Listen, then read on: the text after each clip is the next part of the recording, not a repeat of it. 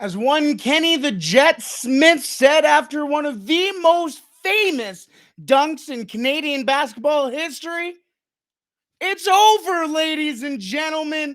The Edmonton Oilers have a 3-1 series lead heading back to Calgary for Game 5. We will talk about just what went well for the Oilers in Game 4, what the Oilers need to work on for Game 5, and the good, the bad, and the ugly from Game 4. Oil Country, the Oilers are one win away from the Western Conference Finals. Let's get into it on today's episode of Locked On Oilers. You're Locked On Oilers, your daily podcast on the Edmonton Oilers. Part of the Locked On Podcast Network, your team every day. Hello and welcome back to the Locked On Oilers podcast. I'm your host and former Oilers game day producer, Brett Holden. As I just said, the Edmonton Oilers are a win away from the Western Conference Stanley Cup Finals against either the Colorado Avalanche or the St. Louis Blues. And what will make it so much sweeter is that they are one win away over their massive rivals, the Calgary Flames, as the Edmonton Oilers win 5-3 last night in Edmonton. As it didn't seem like the Oilers were going to win it at all. We will go over how the Oilers actually pulled it off after that ugly goal from Mike Smith. And let's be honest, there weren't some really good things from that game either. So we'll talk about those as well.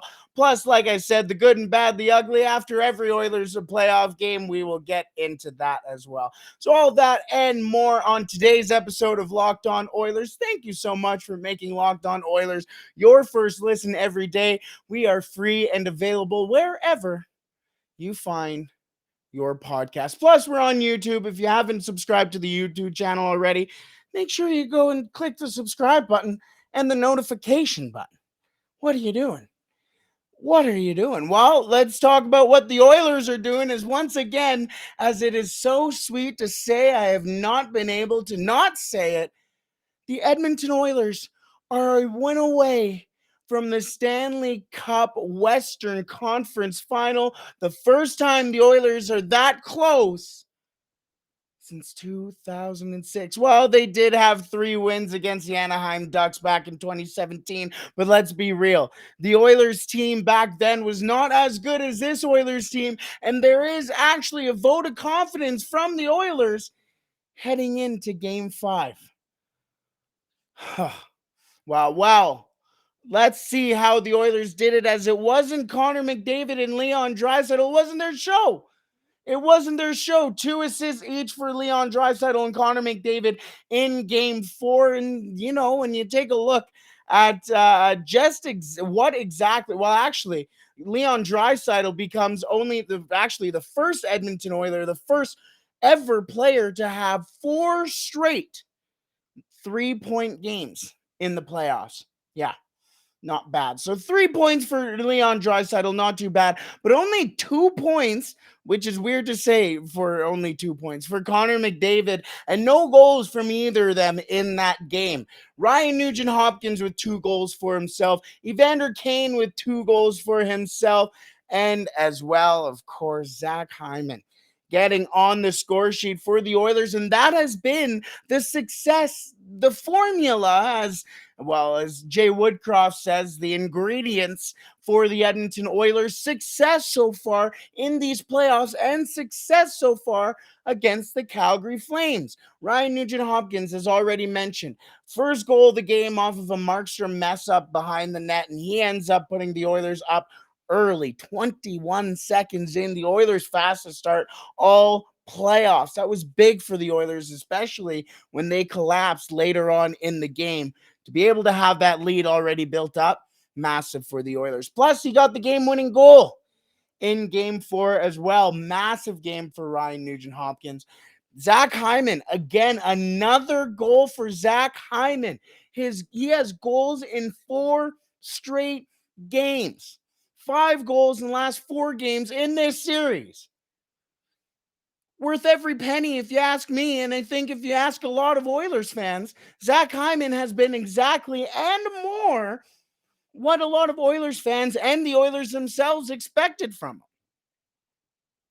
We went over his stats the other day, which I do want to say I was I was off by a game because my stats thing wasn't updated. He did have 6 goals going into or after last game, not 5. So sorry, one off there. Zach Hyman has been so far and beyond the player that the Oilers thought they were going to get.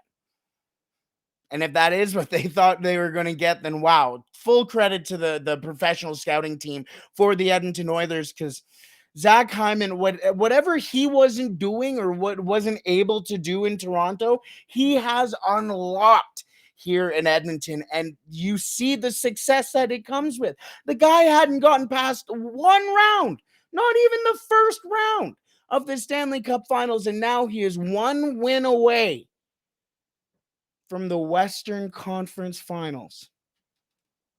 And a lot of that has to do because of his play.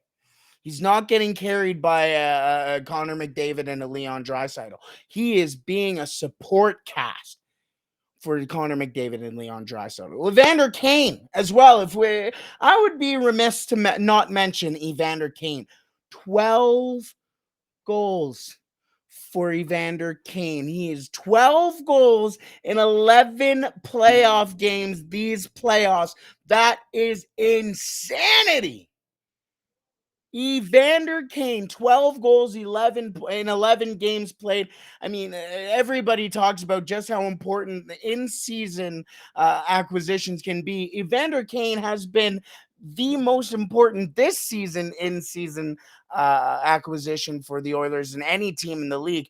But could he possibly be the most important in-season acquisition of all time? Only time will tell. But if you take a look at just exactly what Evander Kane has done in the playoffs, he has provided some sort of physicality for the Oilers and protection for Connor McDavid on that first line, as Connor McDavid doesn't have to go and do it all himself anymore. He goes out there and obviously can score, provide secondary scoring. Let's be real. By all senses of the definition of the word of secondary scoring, when it comes to the Edmonton Oilers, that just means whether or not Connor McDavid or Leon Draisaitl was the one scoring. And the Edmonton Oilers actually have that. And the Edmonton Oilers are winning games that Connor McDavid and Leon Draisaitl aren't scoring goals in. That is massive for the Oilers. On top of that, the Oilers aren't even getting scoring from guys like Kyler Yamamoto or Ryan McLeod, excuse me. Ryan McLeod has 2 points in these 11 playoff games so far this season. And he's still been one of the most effective Oilers out there on the ice. He got high-sticked in the last 3 minutes and 32 seconds of the game and effectively won the game for the Oilers. He goes out there on penalty kill situations, on 5-on-5 situations, on power play situations, and he can do it all. He just needs to get on the score sheet because that's what he deserves. Kyler Yamamoto scored 1 goal in this series, but if you go and ask Jay Woodcroft, Ryan Nugent-Hopkins, basically anybody on the ice for the Oilers' game-winning goal in Game 4, that couldn't have been done without Kyler Yamamoto and his forecheck. Like Jay Woodcroft said, he just threw him out there just because he felt like the Oilers needed a spark somewhere. And Kyler Yamamoto happened to be that spark. And it's not even like it was Connor McDavid. It's not even like that, spark was going to come from somebody who you absolutely expect will provide that spark. It came from a 5'6", 20-year-old, 22-year-old. The Edmonton Oilers are winning games without Connor McDavid and Leon Draisaitl taking over them for them. And that is how the Edmonton Oilers are going to succeed in the playoffs. That's the only way.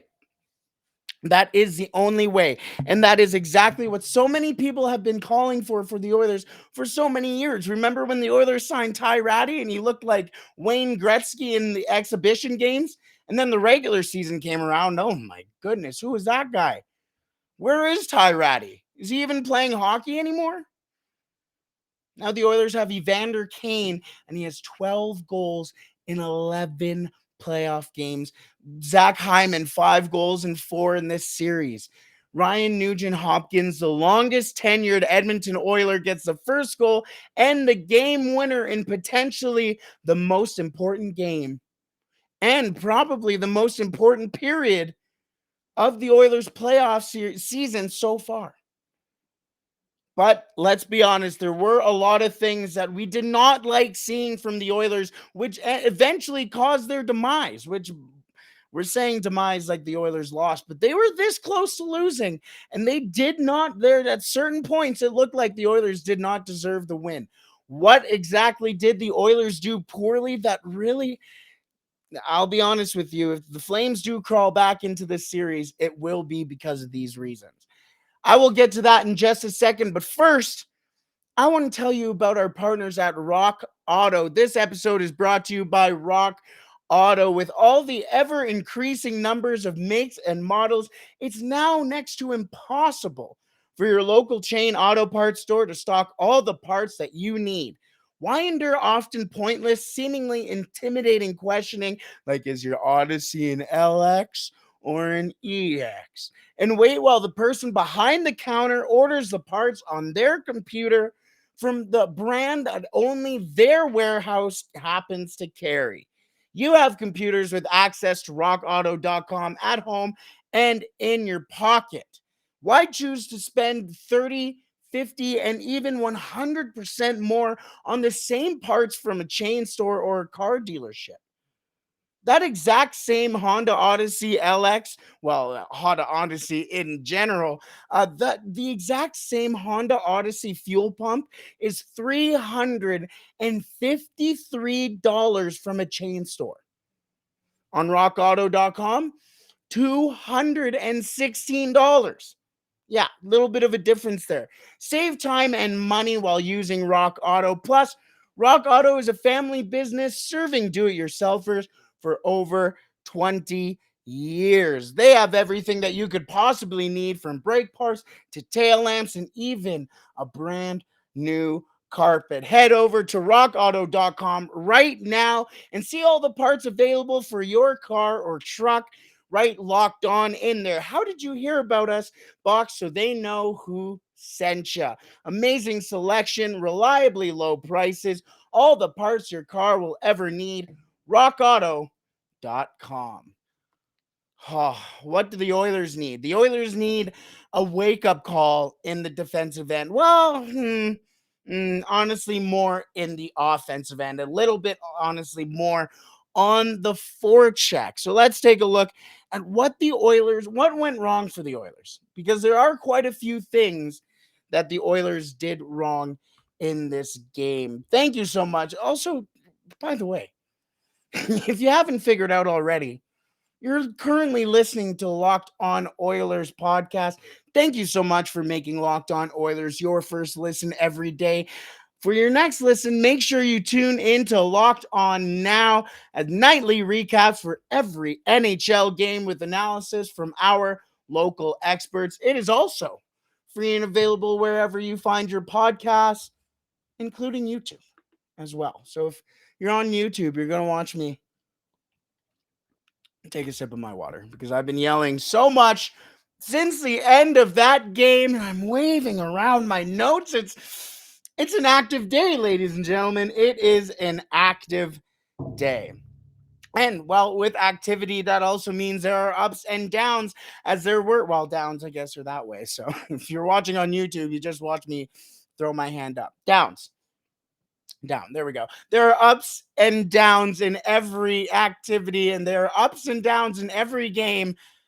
But unfortunately for the Oilers, the ups were very up and the downs were very down for the Oilers in game 4. As the Oilers did go up 3-0 in game 4, but they also managed to let Calgary back into the game and tie it 3-3. And I mean, let's be real, what a lot of people will end up calling one of the ugliest goals that they've ever seen. I know it was pretty. I mean, I didn't even react when that goal went in. I was chewing gum at the time, and I just kept chewing. Like, it was almost expected. And the reason why that was almost expected was because the Oilers just let the Flames keep getting back into the game. The first and the second goal came right after each other. What are you going to do? What are you going to stop? Like, they came back to back, and it felt like the Flames were eventually just going to end up tying it. And I don't think a lot of people expected them to tie it on a 132-foot shot goal. 332-foot shot goal. There we go. I just had to make sure that was the right wording. That was a weird thing to say. But 132 feet away, the Flames end up tying it. Why are the Oilers incapable of putting a game away? Why?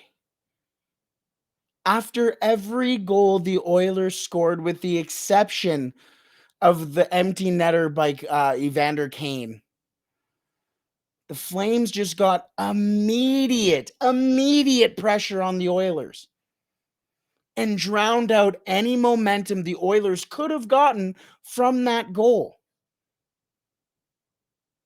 In fact, after every goal, with the exception of the empty netter, the Flames had possession and some sort of attack in the Oilers' zone, including theirs, obviously, because they scored one in repetition, one right after the other. And that is exactly how you let a team who is just as good as the Flames back into a game. If you're going to do that against the Colorado Avalanche, you might as well back up your bags and just leave the arena. You're going to lose the hockey game. So if you're going to go and do that in the semifinals, you're done. In the Edmonton, I'm already looking forward at the conference finals. That if the Oilers keep doing that in the series against the Calgary Flames, they're not even going to make it to the conference finals. They are going to blow a 3-1 lead. The Edmonton Oilers need to keep the foot on the gas pedal after every goal. After every goal. Because after every goal, it seemed like the momentum just swung right back into the Flames' hands. That's not how you win a hockey game. That is not how you win a hockey game that you're up 3-0 in. Plus, too many shots on net for the Edmonton Oilers. The Edmonton Oilers just got nothing going on the forecheck. It was almost like they let Jacob Markstrom off the hook. Jacob Markstrom was shaky at the start of the game, and you saw it with the way that he played the puck to Ryan Nugent-Hopkins on the first shift of the game. But the Oilers didn't take advantage of that. They just took 0 shots. I mean, that is not a statistically accurate statement, I guess. But it felt like they gave nothing towards Jacob Markstrom. They didn't make him work at all. Not on the transition, not on the forecheck. They got next to nothing going on the cycle. For a team who prides themselves on a layered cycle, it wasn't there. And the Calgary Flames, I don't know how they managed to lose that game, but they should have won game 4. They should have. The Flames had pressure all the time on the Oilers. All the time. And the Oilers were lucky that they managed to pad a 3-goal lead at the start of the game, or it should have been 4-1 Flames. It should have. It really, genuinely should have. And I haven't even gotten to the worst Edmonton Oiler on the ice yet. Zach Kassian. The fact that Zach Kassian is still getting time over Dylan Holloway is beyond me.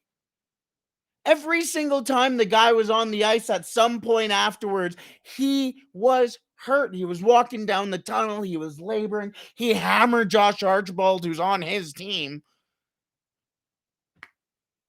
Why?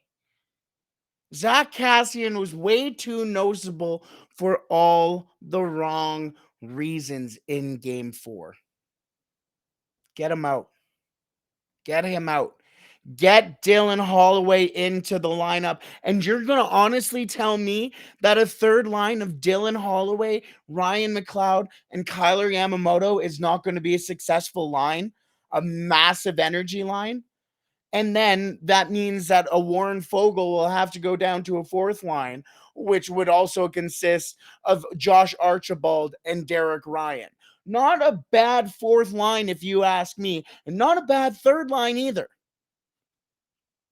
That's called depth, ladies and gentlemen. And when you have it, you better use it. And the fact that Zach Kassian is still in the lineup when you have that depth available is beyond me. So that is something I'd like to see in game 5 from the Oilers. Just play Dylan Holloway. You're up 3-1. I mean, you don't want to give anything to the opposing team, because you give an inch, they're going to take a foot. That is just how the playoffs work. But I feel like that is a calculated risk for the Edmonton Oilers to take. All right. Let's move on to the good, the bad, and the ugly from game 4, as we always do after an Oilers playoff game, especially one that back and forth. Like, I don't know how else to put it. I mean, I guess it was back and forth, considering that I just said that the entire game, basically, the Flames had all of the game flow to it. So, I mean, I don't know. But let's get into the good, the bad, and the ugly. Let's start off with the good, as we always do. We always like starting off on the good foot. Ryan Nugent-Hopkins, and plus a little bit, we'll slash this one in half, as Ryan Nugent-Hopkins and his entire line as well. Zach Hyman getting a goal, Ryan Nugent-Hopkins getting 2 and the game winner. Yes, Puljujärvi is consistently getting better throughout the playoffs and this series as well, really forcing the issue, and another guy that you would love to see to get another goal. They force the issue for the Calgary Flames when the Calgary Flames thought that all of the time, all of the pressure was gone without Connor McDavid or Leon Draisaitl on the ice. Now you got to worry about 18, 93, and 13. Very, very, very big game for those three. And plus, we can throw in there Kyler Yamamoto as well, as he was the one on the forecheck on the goal for the game-winning goal, I should say, for Ryan Nugent-Hopkins. Well, that's just massive game. And as somebody who's watched Ryan Nugent-Hopkins since his draft year, it's so nice to see him get his just reward. So the good from game 4, Ryan Nugent-Hopkins. Let's get into the bad for game 4 and the Edmonton Oilers. And they just kept letting the Flames into the game. This was something that we said after game 3 as well. The Oilers were up 4-0, and they just went too lackadaisical in the third. And Oliver Shillington and the Flames ended up scoring late in the third. Well, the Edmonton Oilers got up to a 3-0 lead in game 4, and they slowly let the Flames get back into it. I don't want to say that it's necessarily because of the Oilers letting the Flames kind of paw themselves back into the game in game 3, but it certainly didn't help. The Edmonton Oilers, when they keep getting up in these games, keep letting the Flames mount some momentum and mount some sort of comeback. Something that I just can't shake if I'm the Oilers, and we saw it just last night as the Rasmus Anderson shoots it 132 feet away and ties the game, and the entire building goes, oh no. They're going to come back and win this. You can't have that. You cannot have that. And let's get into the ugly. I think we all know what it was. It was the Mike Smith goal against on Rasmus Anderson, as we have said this number. Hey, if you can say this number off the top of your head, all the power to you, because I've said it like 4 times already. 132 feet away, Mike Smith allows the third and tying goal for the Calgary Flames from their own end. As Mike Smith said after the game, he just didn't see it. Well, that is how you win hockey games. If you're the Calgary Flames, that is exactly how you win hockey games when you're down 3-0 at some point. You get back into it from a lucky goal like that. Luckily for the Oilers, they were able to paw it out and get the win.